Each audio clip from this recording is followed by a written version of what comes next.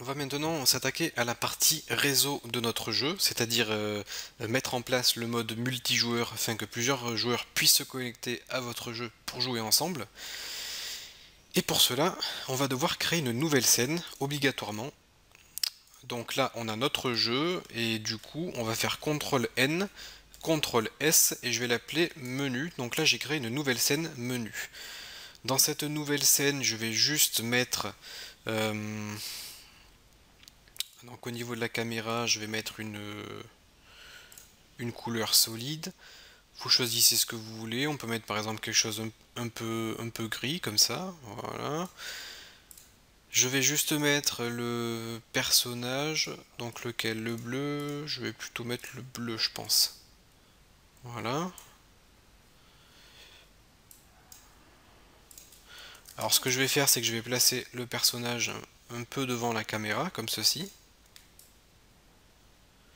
C'est juste pour avoir quelque chose dans mon menu.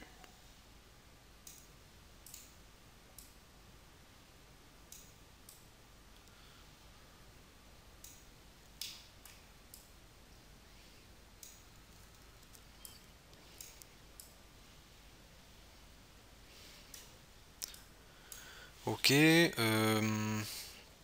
on va aller dans GameObject UI texte. Donc le texte, il est là.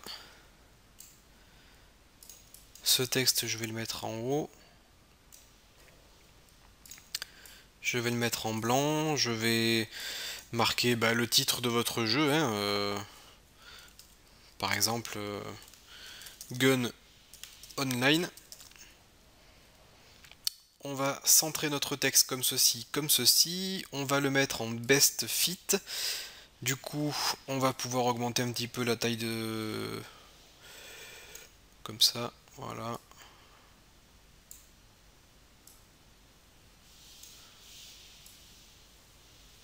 Donc ça, c'est le titre de notre jeu. Je fais CTRL S, je vais dans File, dans Build Settings, je vais cliquer sur Add Current pour ajouter le menu et je vais faire glisser le jeu ici pour avoir les deux scènes. Je fais CTRL S pour enregistrer. Donc ça, c'est très important de bien créer des scènes, de les enregistrer. Et maintenant, ce que nous allons faire, c'est que nous allons créer un nouvel objet vide, create empty, et je vais l'appeler par exemple manager. Et dans ce manager, on va faire add component network, et là on a normalement le network manager.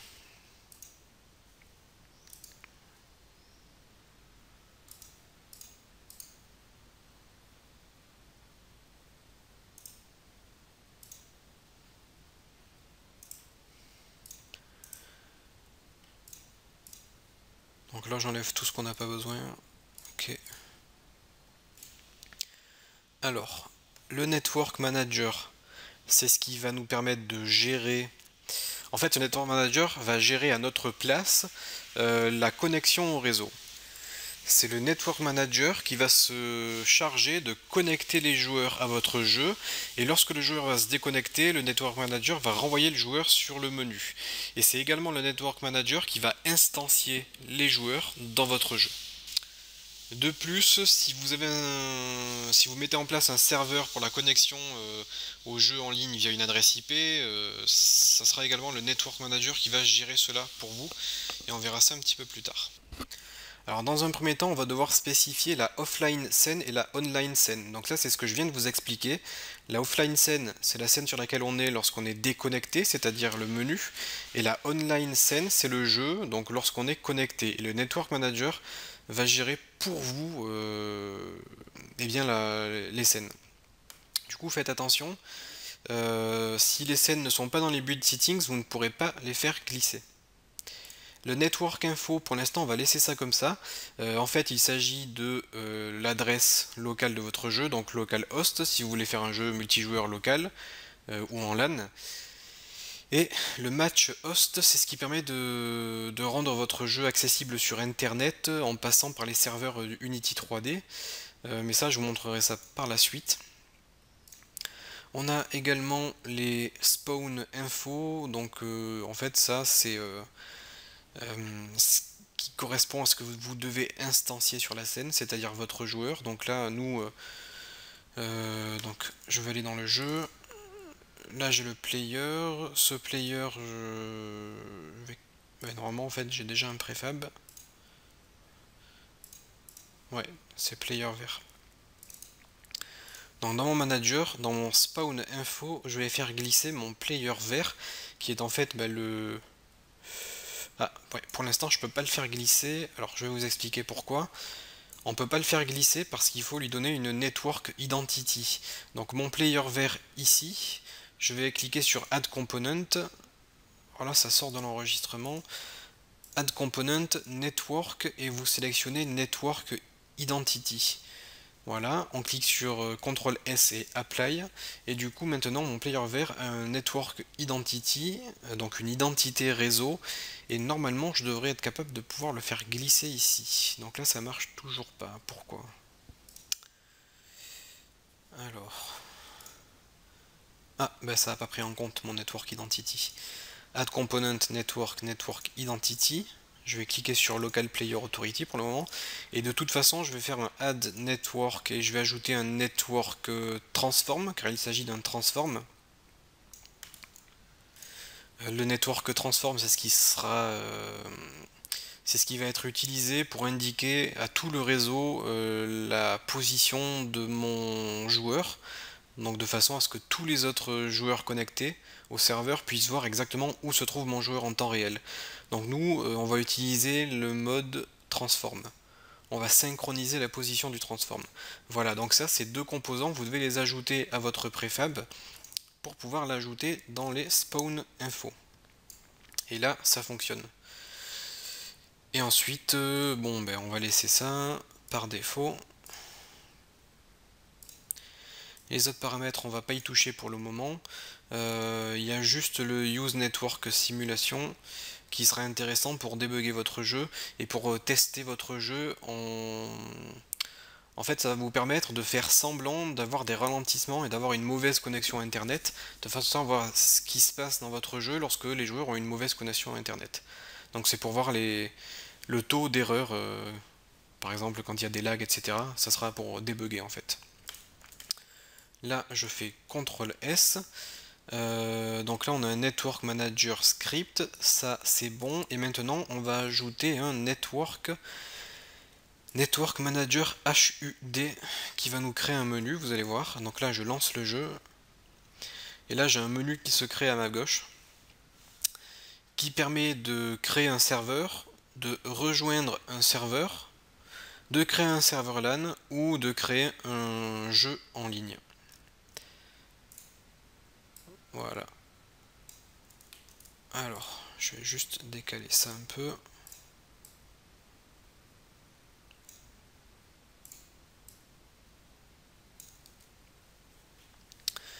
Et du coup, je vais faire File, Build Settings, et dans les Build Settings, je vais aller dans le Player Settings. Je vais donner un nom à mon jeu, enfin déjà compagnie FF Games. Le nom du jeu, ça sera Tuto Unet, c'est très bien. Le Cloud Project ID, on le configurera un petit peu plus tard, c'est ce qui va nous permettre de créer des jeux en ligne. Enfin, en tout cas, accessibles en ligne. Au niveau de l'icône, là, j'ai rien d'intéressant, donc je vais laisser vide. Résolution présentation, on va laisser par défaut. Icône, on va laisser par défaut. Splash image, pareil. Other settings, pareil. Donc là, on est bon. Je vais faire build. Je vais l'appeler jeu.exe. J'enregistre. Donc là, je compile mon jeu.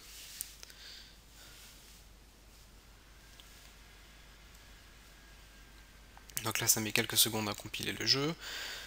Normalement, ça devrait fonctionner. Ok, je vais juste vérifier quelque chose dans le jeu. Ouais, il faut que je supprime ça. Ouais, hop, je vais compiler de nouveau. Je vais faire build, ok, parce que j'avais oublié de supprimer le personnage. Vous devez absolument supprimer le personnage, parce que c'est Unity qui va générer le personnage. Donc là je vais ouvrir le jeu, je vais mettre 800 par 600, Windows, je clique sur Play, donc là ça me crée une fenêtre. Ok. Je vais lancer une deuxième instance de mon jeu, je vais mettre une fenêtre un peu plus petite. Je clique sur Play, je vais mettre la fenêtre ici, donc là on a bien deux fenêtres. Donc on est sur le menu, je vais cliquer sur LAN host. Donc là j'ai mon pare-feu qui s'est ouvert car je dois donner l'autorisation à mon jeu. Enfin, au niveau des éléments bloqués par mon pare-feu, enfin, je dois autoriser le jeu pour que je puisse du coup jouer en ligne. Je clique sur autoriser l'accès, comme ça l'autorisation a été ajoutée à mon pare-feu. Pareil pour votre antivirus, hein, il se peut que certains antivirus bloquent, du coup faites juste attention, donnez bien l'autorisation. Donc là je joue, je suis connecté à mon jeu. Hop, je peux tirer, donc là ça marche, hein, c'est pile poil comme on le souhaite. Il y a juste ma souris, j'aurais dû la bloquer, je le ferai tout à l'heure. Donc là vous voyez, je suis le serveur. Donc vous pouvez le voir en haut à gauche de la fenêtre de jeu, j'ai le serveur port 777, j'ai l'adresse du serveur, je peux stopper le serveur. Donc là, je vais mettre ici. Voilà. Et je vais me connecter au serveur. Et là, vous voyez, je me connecte au serveur et j'ai bien deux joueurs sur ma scène. Alors là, il y a un énorme problème, regardez, c'est que avec ma touche du clavier, je contrôle les deux joueurs en même temps. Quand je saute, les deux joueurs sautent, quand je tire, les deux joueurs tirent. Alors, c'est tout simplement parce que le serveur a géré donc la connexion des deux joueurs. Par contre, les deux joueurs ont les mêmes scripts. Ils ont les mêmes scripts de contrôle, ils ont les mêmes scripts, par exemple, qu'est-ce qu'on a? On a les scripts de tir, les scripts de vie, on a exactement les mêmes scripts. Alors, pour régler ce problème, il faut indiquer à Unity qu'il faut détruire le script, par exemple, de mouvement, lorsqu'il ne s'agit pas de notre joueur. Donc ça, je vous montrerai ça dans la prochaine vidéo. En tout cas, là, le jeu fonctionne. On a bien nos deux joueurs qui sont connectés en même temps sur le réseau. Et regardez, si j'arrête le serveur, poum, tous les joueurs sont déconnectés.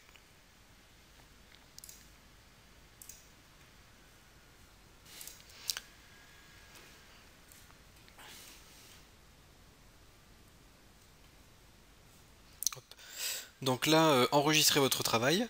Vous avez vu comment donc mettre en place très facilement un mode multijoueur. Donc ça nous a pris vraiment que quelques minutes, hein. On a créé un menu, on a ajouté un network manager et tout est géré à notre place. Donc l'important c'est bien de mettre des network identity et donc tout est fait à votre place. Juste si vous voulez donc bloquer le curseur, on vous dit d'utiliser cursor.lockstate et cursor.visible de façon à bloquer le curseur au centre de votre écran et à le rendre invisible. Donc ça vous évite d'avoir le curseur qui sort de la fenêtre lorsque vous bougez la souris. C'est important de le faire. Par contre, moi je le ferai plutôt à la fin parce que j'ai besoin de voir le curseur pendant que je débug. Mais en tout cas, on fera tout ça pour la version finale de notre jeu. Et du coup, donc avant de terminer cette vidéo, je vous indique que vous avez constaté que c'était très facile de mettre en place un network manager. Et si vous avez déjà un jeu vidéo, un joueur, vous pouvez très facilement implémenter le mode multijoueur avec cette petite astuce qu'on a vue, avec la mise en place d'un network manager.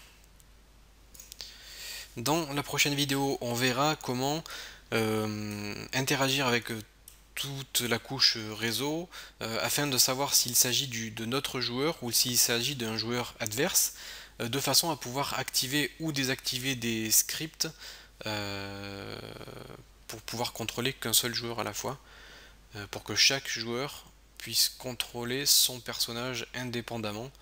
Parce que là, actuellement, lorsqu'on appuie sur une touche du clavier, tous les joueurs, tous les personnages sont affectés par cette touche. Donc je vous montrerai comment détecter s'il s'agit de notre personnage ou d'un personnage adverse. Donc on se retrouve dans la prochaine vidéo pour voir cela.